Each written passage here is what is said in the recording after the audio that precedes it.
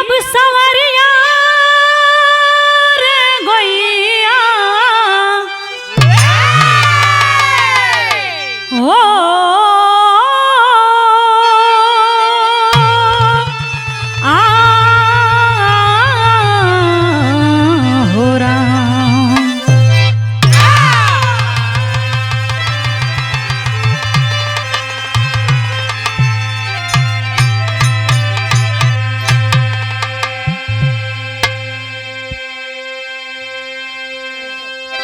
सभी बिरहा सुनने वाले श्रोतागण बंधुओं को मैं एक बार फिर से नमन करती हूँ कि आप लोगों के बेहद मांग पर फिर से हमारा एक बहुत ही सुंदर बिरहा सामाजिक प्रसंग रउआ लोगन के बीच में जा रहल बा।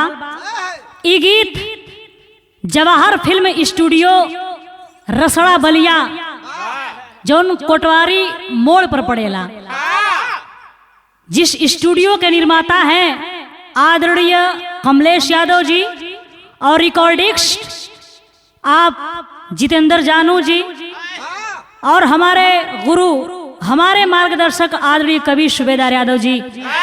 आप लोगन के आशीर्वाद से आप लोगन के देख रेख में ई बिरहा जा रहल बा। हमें आशा ना पूर्ण विश्वास बा कि आप लोगन के जरूर पसंद आई। एक सामाजिक प्रसंग सुने। ये हमारे बिरहा का शीर्षक बा दिल बड़ा या दौलत। भूमिका के अंदर कहनाम बा मास्टर और ये हमार निजी रिसर्च बा। इन नई भूमिका बा कैसे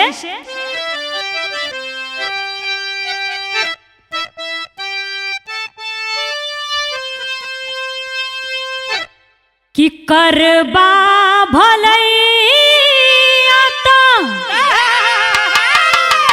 होई है भलैया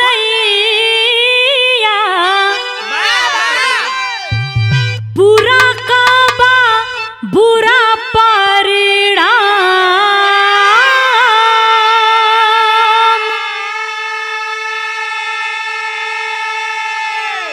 फूलवा लगईबा त फूल मिलमितवा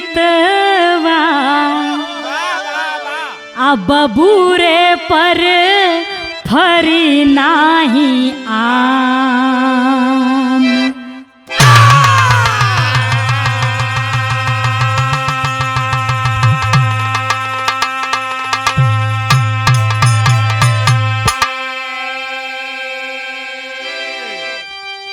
कि सथवा में जाई नहीं धनवा धरतिया आ जाई नहीं डिगिरी तमाम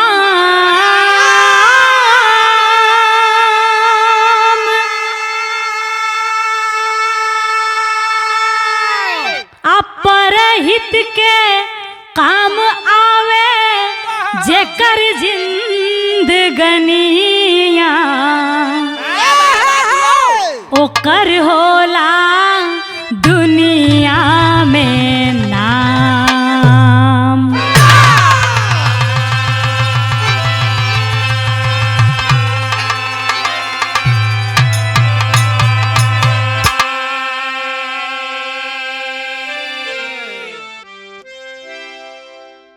परहित के कामे आवे जेकर जिंदगनिया ओकर होला दुनिया में नाम।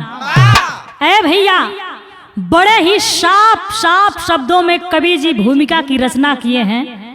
हमें लगत बा कि हमें कुछ समझावे का जरूरत नहीं थी। बिरहा में गजल का अंदाज बा मास्टर कैसे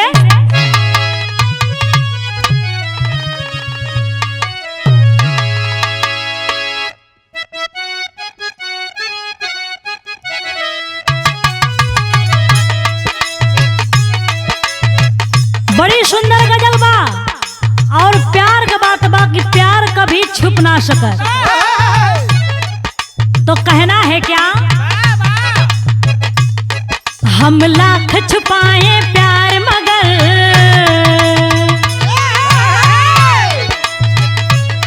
हम लाख छुपाए प्यार मगर दुनिया को पता चल जाएगा, लेकिन छुप छुप के मिलने से, लेकिन छुप छुप के मिलने से मिलने का मजा तो आएगा। क्या बात है।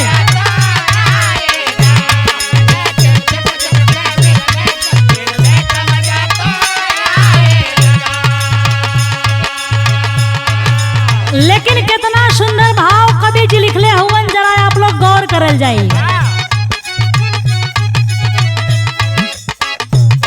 हम लाख कमाते रोज मगर,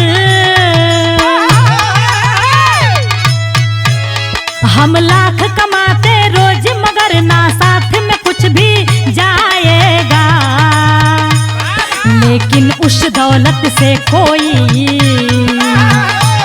लेकिन उस दौलत से कोई उजड़ा गुलशन बस जाएगा।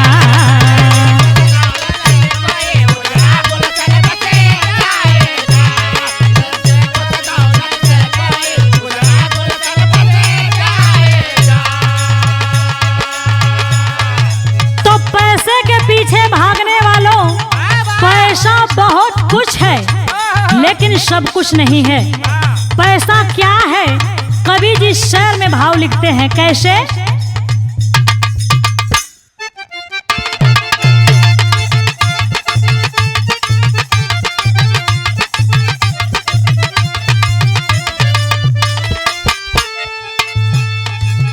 रुपया कुछ नहीं,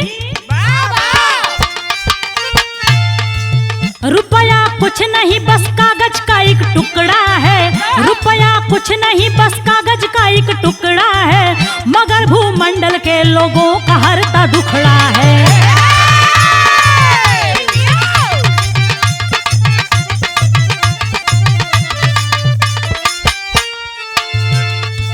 कभी कोठे पे कभी मधुशाला में जाता है,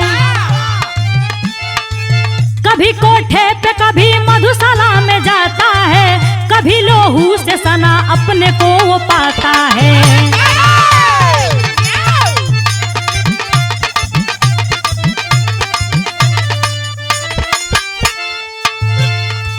शहर लुधियाना से टंडारी से कुछ दूर सही, गांव छोटा सा नंदपुर है मशहूर सही।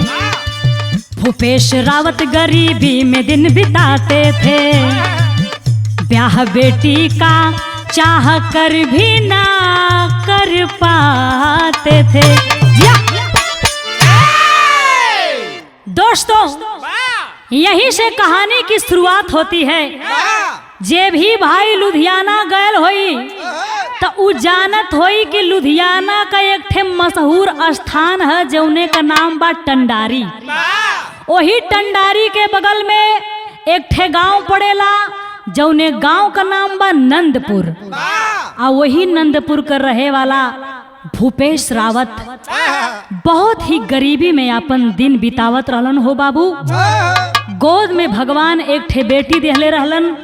जब वो बेटी सयान भइल तब बेटी के शादी का चिंता बड़ा सतावे लगल मतारी बाबू के। आ काहे ना सतावा ये भैया, जेकरे घर में अगर बेटी बहन सयान हो जाली तब मतारी बाबू के आंख का नींद उड़ जाले। धीरे धीरे समय बीतल, भूपेश जी अपने बेटी का रिश्ता गरीबी के अभाव में कहीं तय ना कर पावत हूँ। एक दिन भूपेश का पत्नी भूपेश के समझावतानी। का समझावत है मास्टर? गीत बदल गई।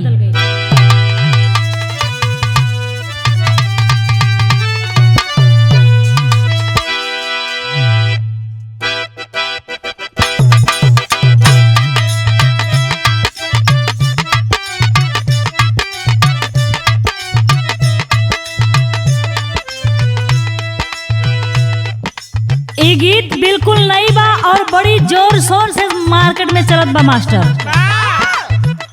कौनो दुल्हन अपना परदेसी पिया से कहत बा, का कहले बा?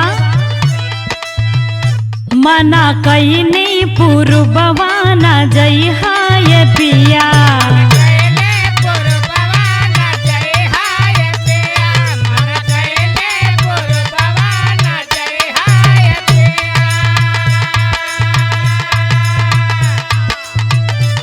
हाथे कवनो के कुछ हो ना खइहा ए पिया।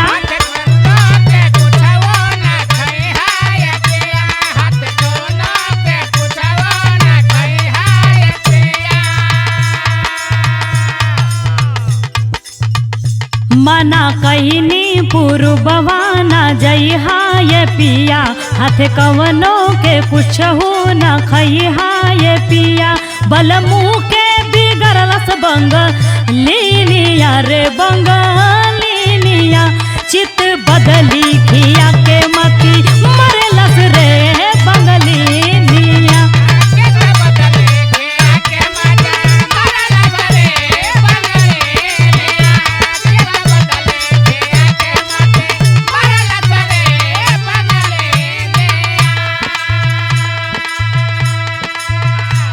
लेकिन बाबू भूपेश की पत्नी अपने पति भूपेश के समझावतनी कि हमार बात ना मन ली, हमरे बात पर विचार करके सोची। कौन बात बतावतनी? हम कहली बिचरवा ना कइला ये पिया,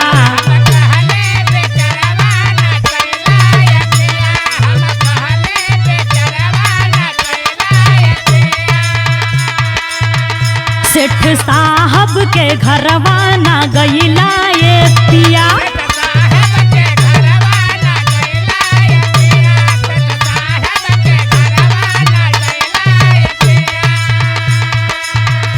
हम कहली बिचरवा ना कइला ये पिया, सेठ साहब के घरवा ना गइला ये पिया। कन्यादान जोगे भइल बिटी हिनिया हो बिटी हिनिया, निद अखिया से हमारे उड़वलस हो बिटी हिनिया।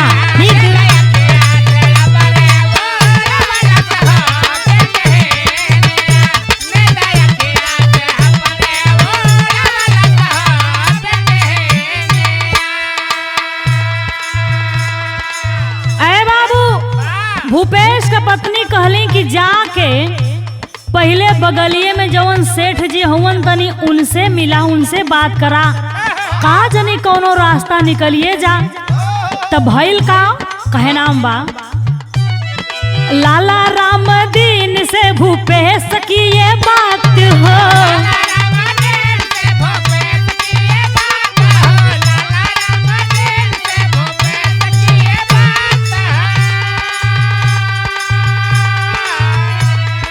खेत धैले बंधक मिलल 2 लाख हो।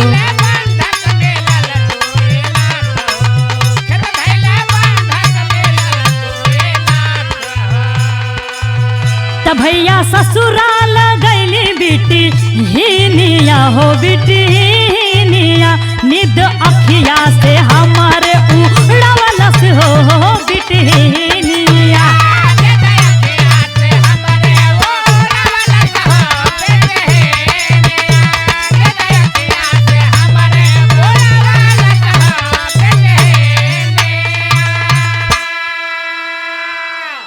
बाबू 2 लाख रुपया में सेठ रामदीन के पास भूपेश जी अपन खेत बंधक रख दिहलन और एक रिश्ता खोज के गरीब परिवार में ही बिटिया का शादी कर दिहलन। बेटी तो ससुराल चली गई, खेत बंधक धरा गईल बा, कमैले खैले का कोनो स्रोत ना बाए बाबू। का कर लोग मजदूरी क के 2 टाइम का भोजन जुटा के अपन जीवन बितावे लगलन। एक दिन भूपेश का पत्नी भूपेश से कहे लगली, का कहली? गीत बदल गई।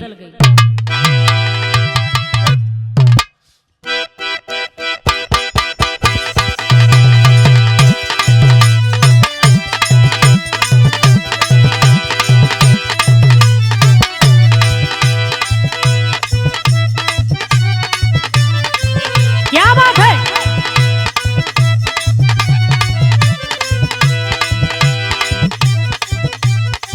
इहो एकदम नया गीत बा और आप लोग जानता है कि कितना मार्केट में धूम मचौले बा। कौनों में हरारू अपना सैया जी के जुल्फी का बड़ा बड़ाई कर दिया। का कहले बा? झारस जब बाल सैया जी लागस का माल सैया जी।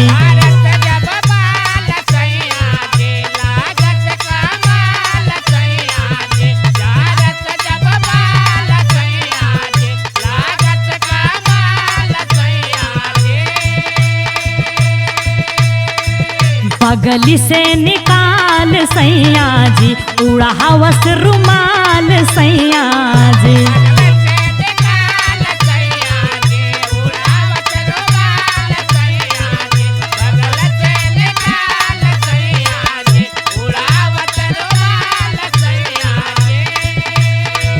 पातर कढ़ी हैया डोले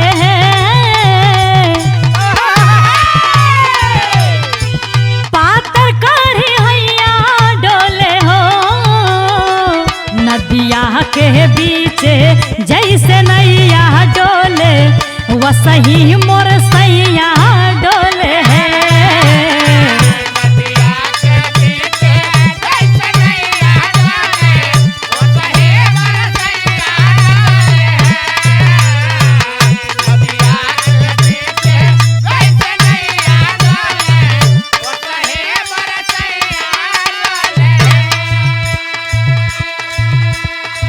लेकिन बाबू भूपेश का पत्नी का कहतनी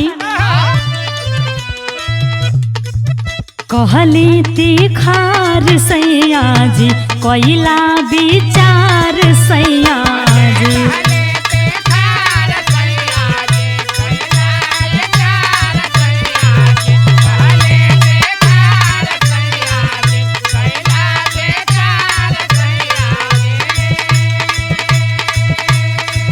कोई के जुगाड़ सैया जी कर्जदा उतार सैया जी।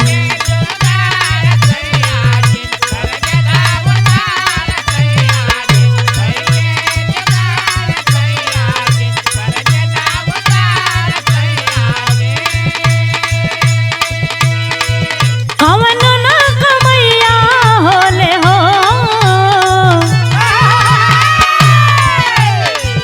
कवन न कमैया होले हो गर्दिश में गम के जैसे नैया डोले वसही समैया डोले हो।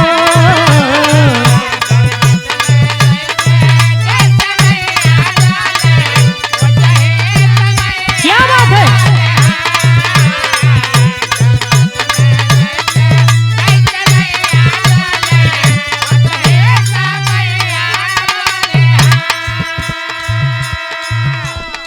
भूपेश से उनकर पत्नी कहली कि सैया कोनो जुगाड़ क के सेठ जी का कर्जवा चुका के खेतवा छोड़ाए लेता त दोनों प्राणी खेती किसानी कैल जात का जानी गरीबी कुछ हद तक कम हो जात। बहुत परेशानी होत बा ई मजदूरी कैल अब हमसे सपरत नहीं खी। भूपेश कहलन कि विचार तो तोहार ठीक बा लेकिन कर्जा दियाई तो कैसे दियाई। अरे बाबू भूपेश के दिमाग में एक ठे आइडिया आइल। वो कौन आइडिया बा अंतरा में भावा। यूबीआई बैंक में के शीशी बनवाले रामा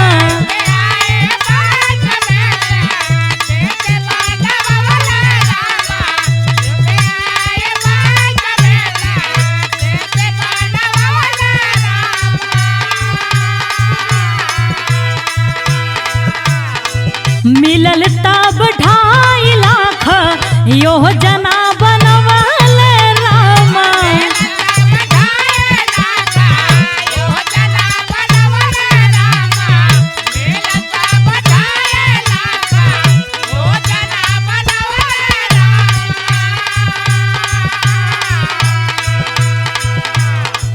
व्योम में ललैया होले हो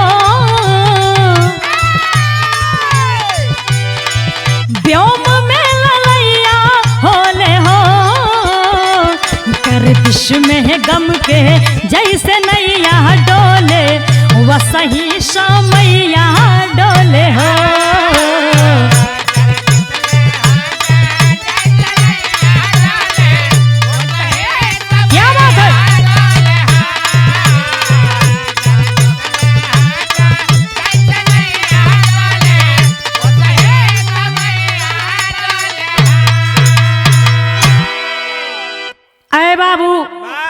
यूनियन बैंक में जाके किसान क्रेडिट कार्ड बनवौलन भूपेश जी, जौना के KCC कहल जाला।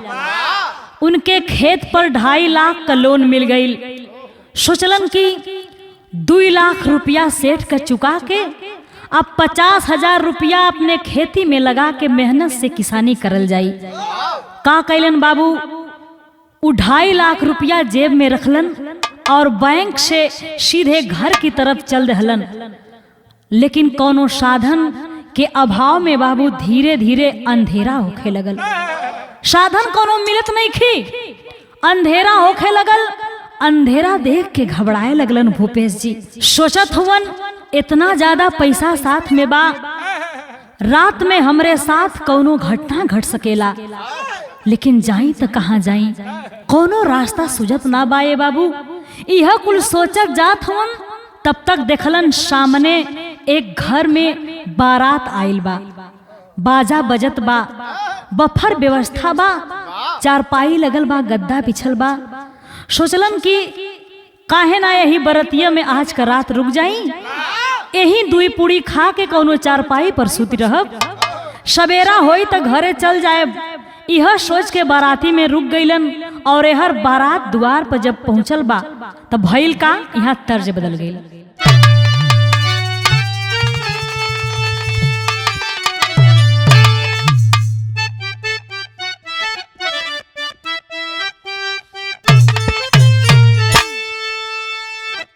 हरी हरी चूड़िया, हरी हरी चूड़िया, खनक जाला कंगना।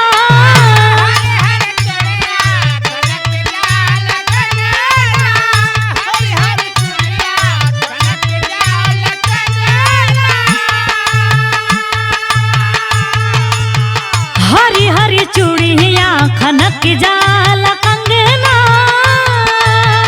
पतरी कमरिया कमान लागे, गोरी जैसे दुई जिया कचान लागे।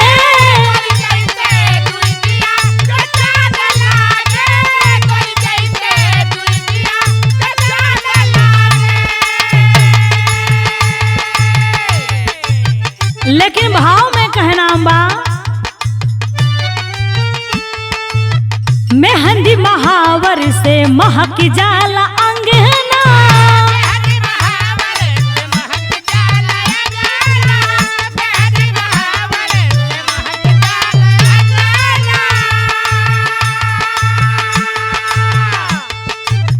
मेहंदी महावर से महक जाला अंगना।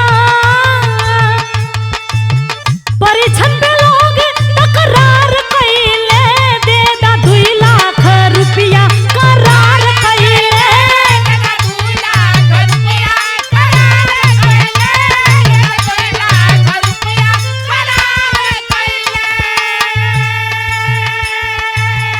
लोग करार कइला, कहला का, जबल दहेज का सामान नाही पइबे,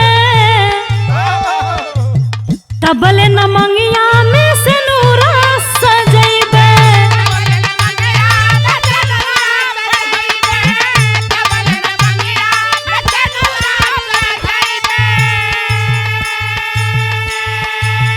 पहुआ पसिर का सिंगार धइले, दे दा 2 लाख रुपया करार कइले।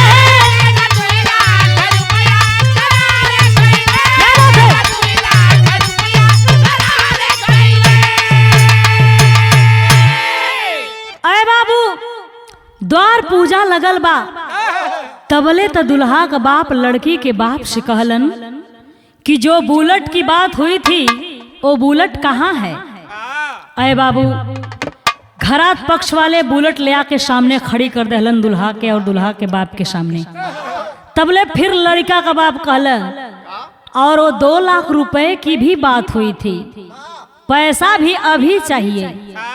लड़की का बाप बेचारा कहलन कि भैया अभी पैसवा का इंतजाम ना हो पौले है, आप हमके बस 10 दिन का समय दा, हम जुटा के पैसवा आपका दे दे। आप सदिया तो पहले संपन्न करावा, तबले तबाबू दुल्हा छटक के फरके खड़ा हो गई। कलश बुलेट के साथ साथ जबले 2 लाख रुपया हाथ में ना आई, हम ई शादी ना करब। अरे बाबू, लड़की का बाप बेचारा जाके रो के गिड़गिड़ा के समधी के पैर पर अपन पगड़ी रख देलन और रो रो के कहत हुवन का तर्ज बदल गई।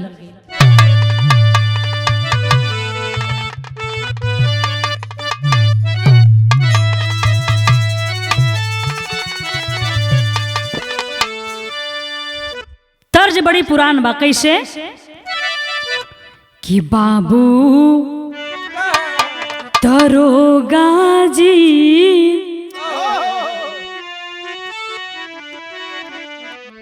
बाबू दरोगा जी कवन गुनहिया बनहला पियवा मोर।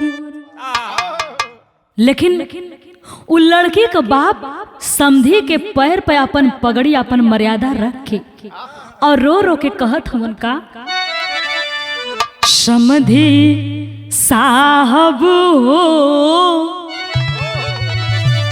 समधी साहब हो, पाव पगड़ी धई के जोरी हाथ समधी साहब हो।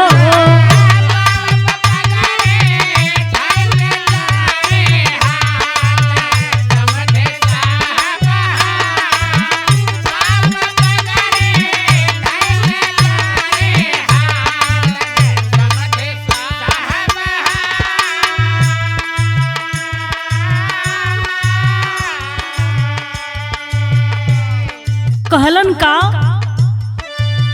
मेहनत आ मजदूरी कई के बेटी के खूब पढ़वली, अच्छा घर बर देख के तोहरे, अच्छा घर बर देख के तोहरे दुआरे अलख जगवली की समधी साहब ऐसे ज्यादा ना बा मोर अवकात समधी साहब।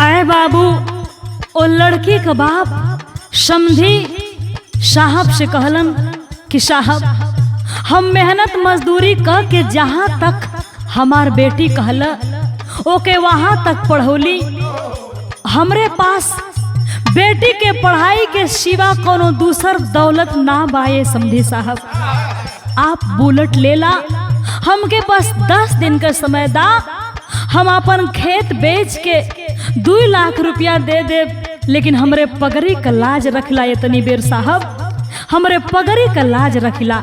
तो भइल का विदेशिया में भाव बा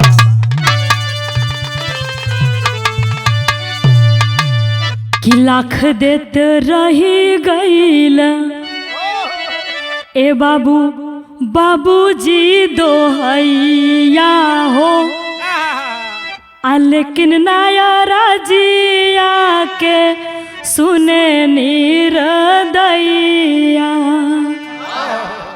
कि परिछन ना होई नाही होई सिंदूर दनमा हो, आ वापस मोर बारात जाई कहेला कसैया कि दुल्हा सुधीर तब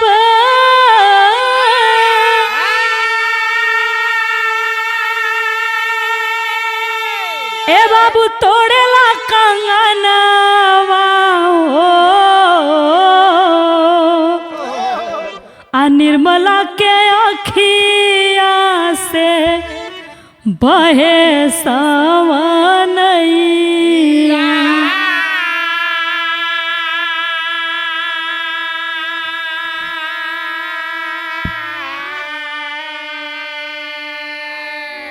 अरे बाबू, ओ लड़की का बाप बेचारा रोता पिलखता रह गया।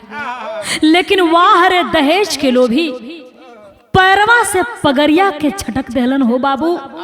आउ दुल्हा का कैलस की अपने हाथ से कंगन तोड़ के फेंक के चल दहलस वहां से।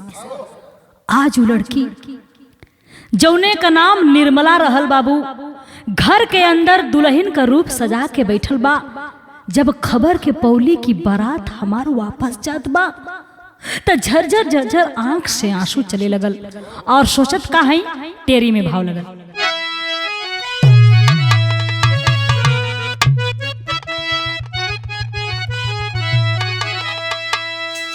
किसे नुरवा बिन रोवेली दुलही, हरदी चूड़ी मेहंदी कंगन लगे महुरवा।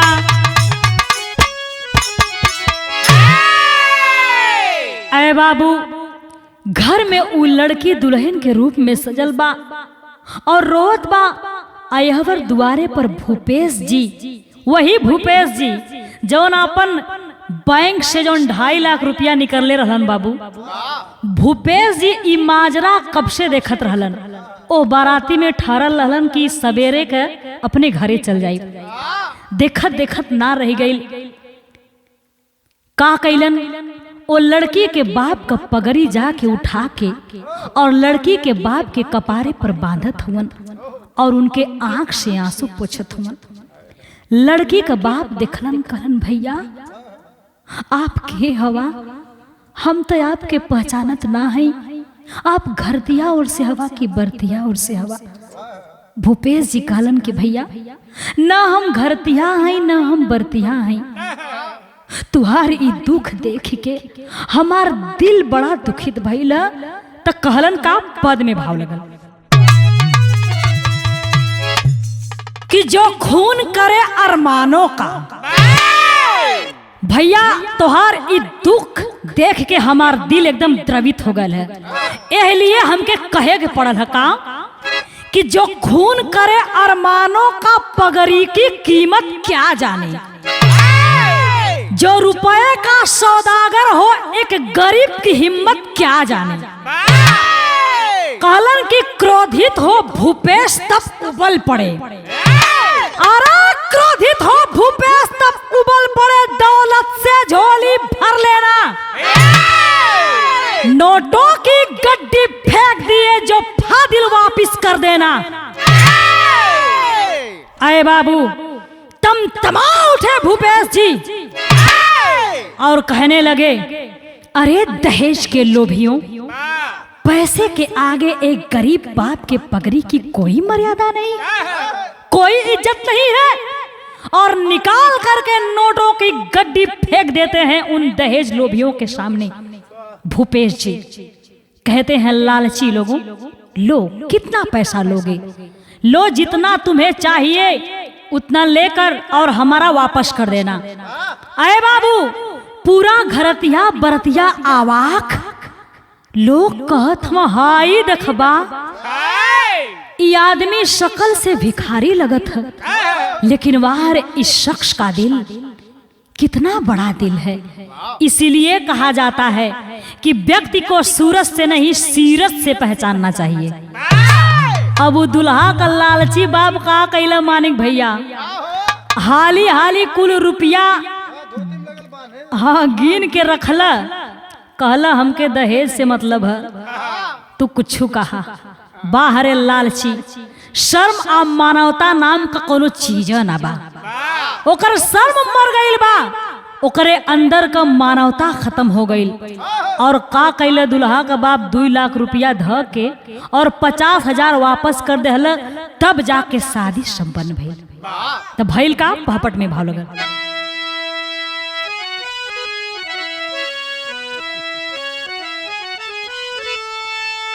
कि अरे पतझड़ में आइल नूतन हरियाली लाली सिंदूर के, पतझड़ में आइल नूतन हरियाली लाली सिंदूर के, आ झूम उठल गुलशन के डाली डाली लाली सिंदूर के।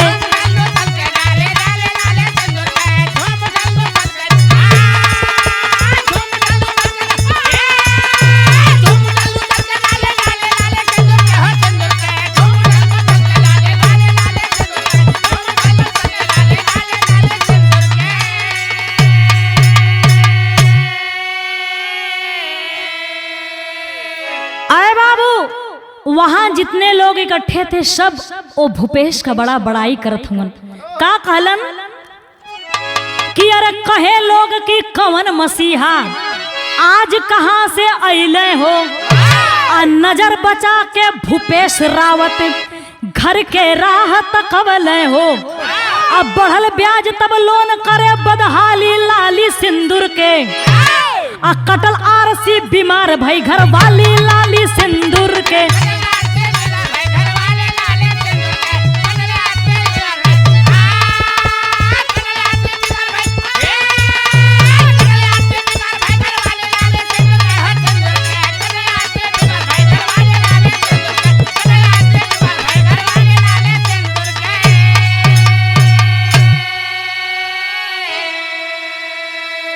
अरे बाबू लोग उधर भूपेश के खोजत हुवन कि बड़ा बढ़िया काम कैले हम, बड़ा नेक इंसान हुवन।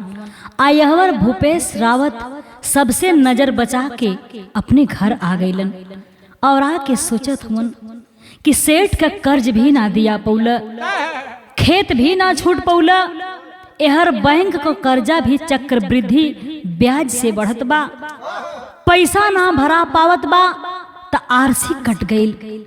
यह कुल सोच के भूपेश का पत्नी बीमार पड़ गई हो बाबू। एहर तहसील वाले भूपेश के पकड़ के ले जाके हवालात में बंद कर देहलन। अब तहसील का जितना भी कर्मचारी रहलन, चाहे वो स्त्री हो चाहे पुरुष, सब लोग धमकी देते कि पैसा क्यों नहीं जमा किया।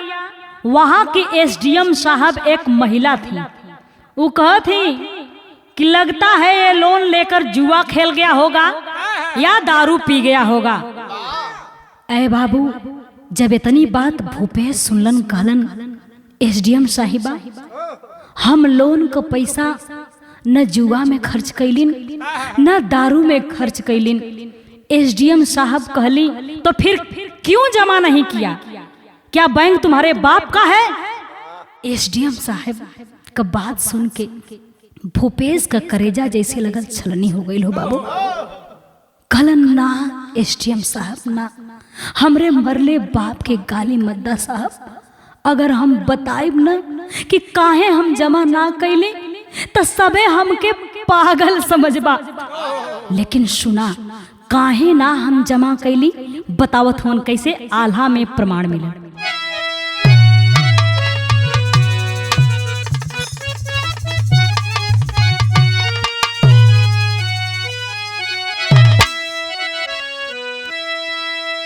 कि अरे दर्द दुखियारिया के,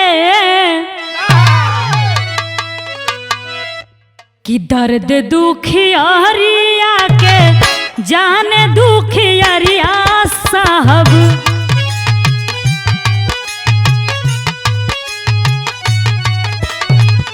ऊ का जानी जकरे का वो फाटना व्यवहार, बेटी का कीमतिया एक ठे बेटी वाला जाने साहब।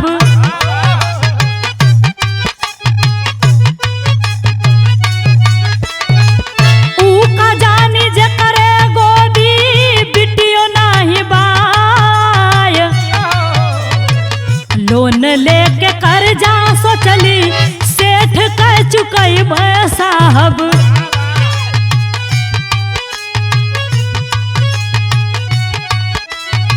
लेके रुपया गईली एक बारातिये में भाई, पैसा खातिर जात रहली वापस ऊ बरतिया साहब।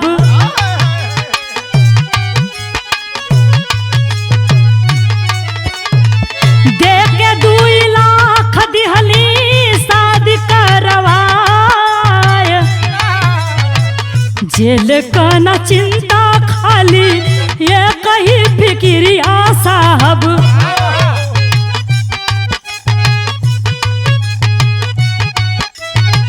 जीवन साथी मोर अस्पताल में बाय, सुन के बात एसडीएम का बरसले नजरिया भैया।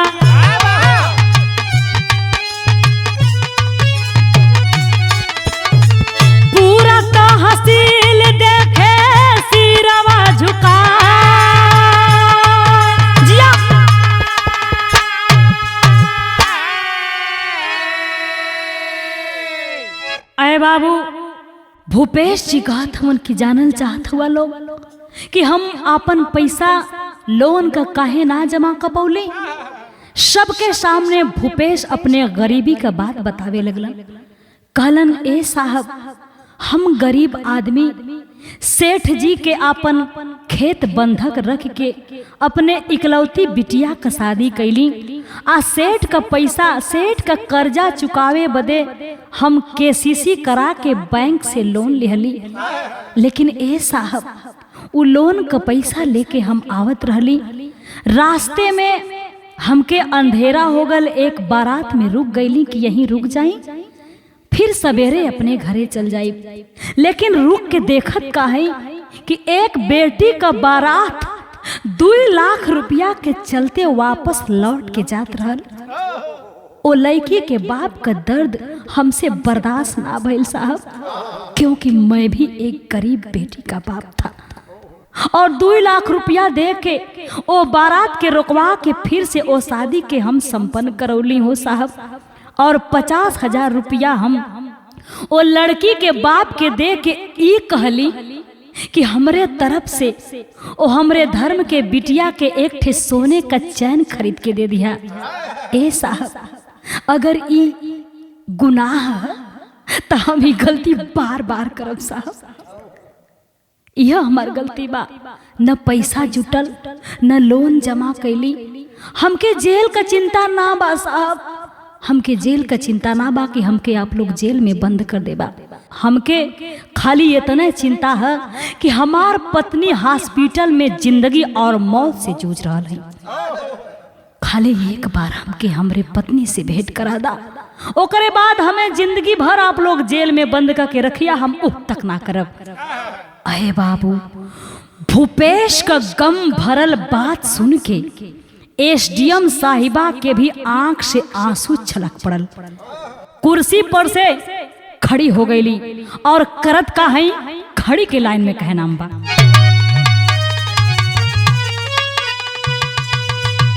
अरे मिथ्या मथुरा, मिथ्या माने झूठा होला, आप लोग जाना तानी। मिथ्या मथुरा काशी ऋषिकेश करबला। अरे मिथ्या मथुरा काशी ऋषिकेश करबला, तधई भूपेश का चरण रोवेली निर्मला।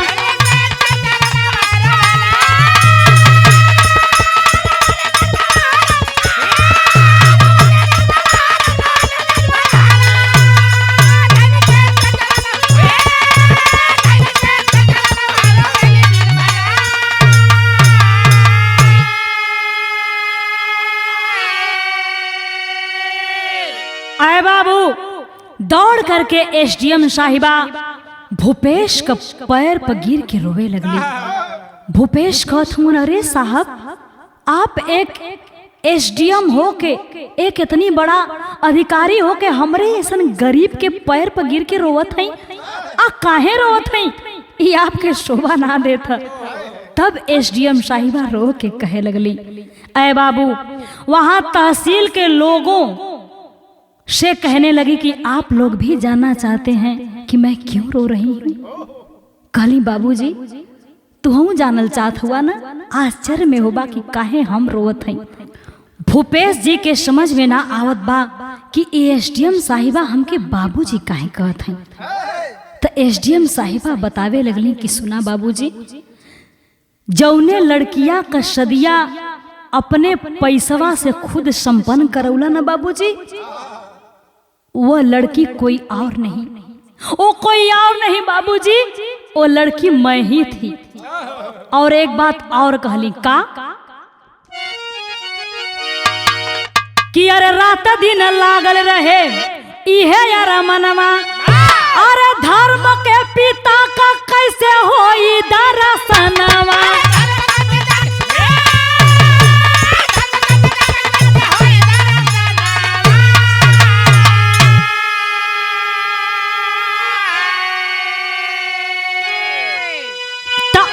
हॉस्पिटल में उठल बा जल जला, तधई भूपेश का चरण रोवेली निर्मला।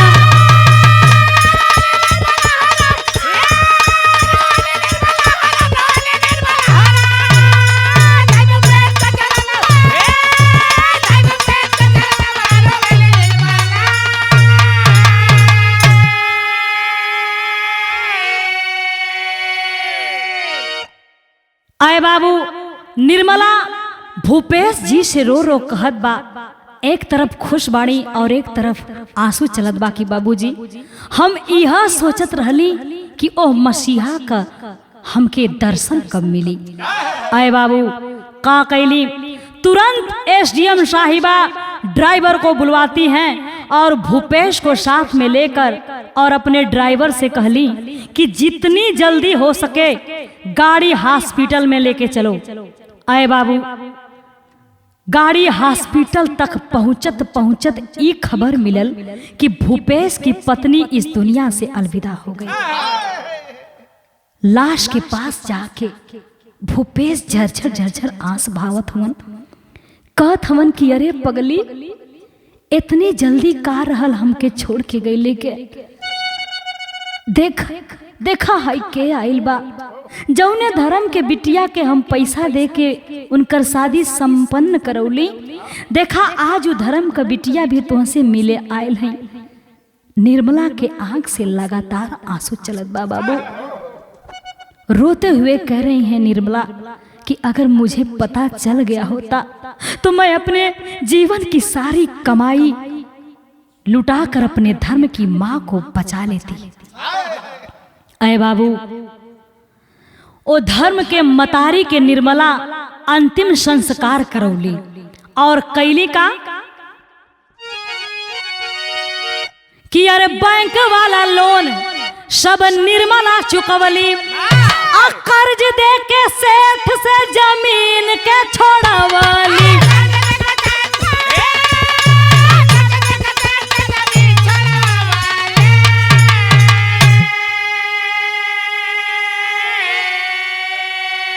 तो फर्ज के आगे दौलत बा पानी का बुलबुला, अरे फर्ज के आगे दौलत बा पानी का बुलबुला, तधई भूपेश का चरनिया रोवेली निर्मला।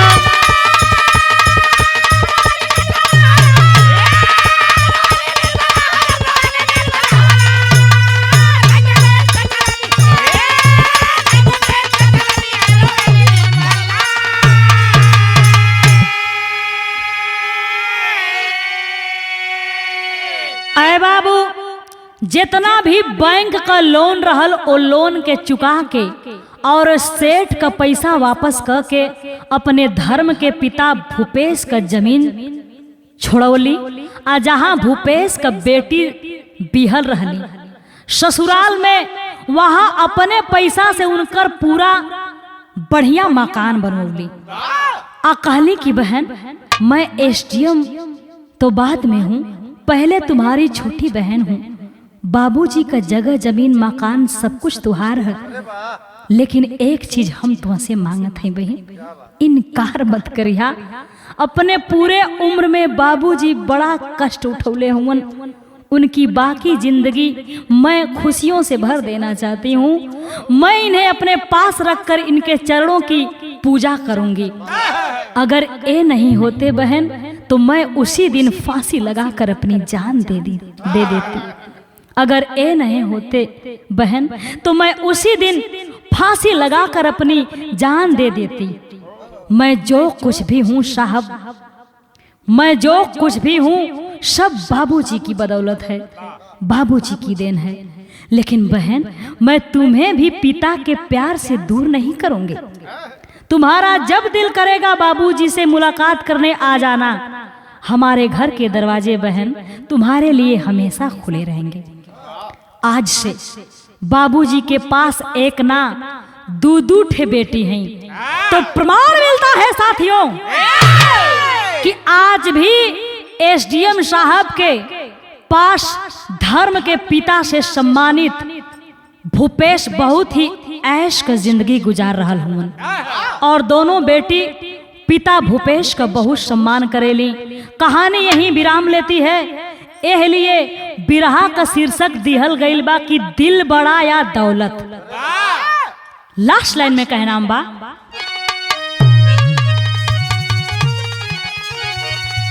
कि गुरु बिहारी गुरु गणेश यह करुणा भरी कहानी।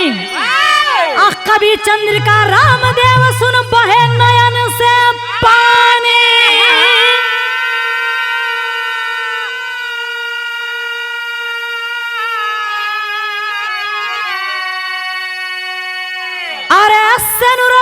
बिन रोवेली दुलही हो सनुरवा बिन रोवेली दुलही त सुषमा सुबेदार सच्चा साथी साहुरवा सनुरवा